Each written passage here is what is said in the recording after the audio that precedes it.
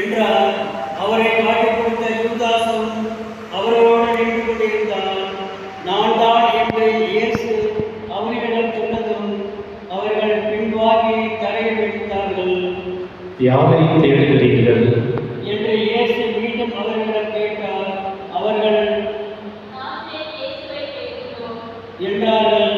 இயேசு அவர்களை பார்த்து, நான் தான் என்று உங்களிடம் சொன்னேனே, நீங்கள் என்னை தேடுகிறீர்கள் என்றால் இவர்களை போட்டு விடுங்கள் என்றார்.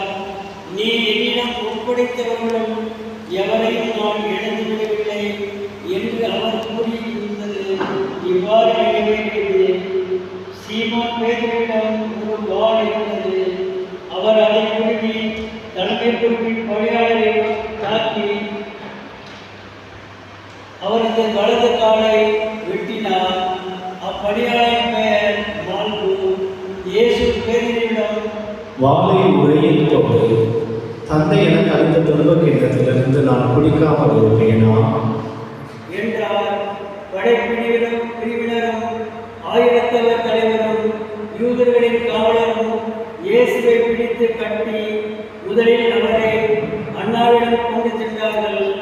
ஏனெனில் அந்த ஆண்டின் தலைமை குருவாய் இருந்த கயப்பாவுக்கு அவர் மாமனார். இந்த கயப்பா தான், ஒரு மனிதன் மட்டும் மக்களுக்காக இறப்பது நல்லது என்று யூதருக்கு ஆலோசனை கூறியவர்.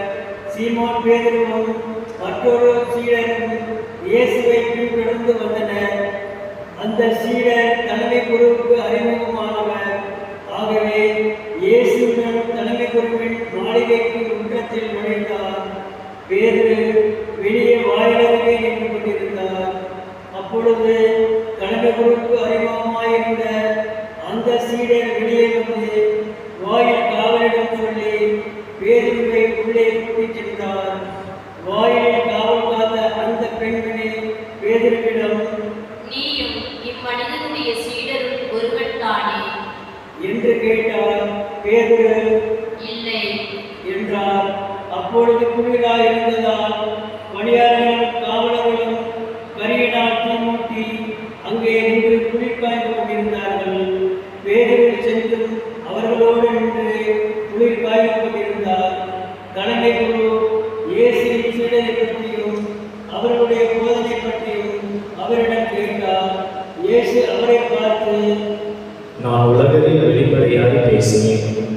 யூதர் அனைவரும் கூடி வரும் தொழுகை கூடங்களிடம் கோவிலிலும் தான் எப்பொழுதும் கற்பித்து வந்தேன். நான் மறைவாக எதையும் பேசியதில்லை.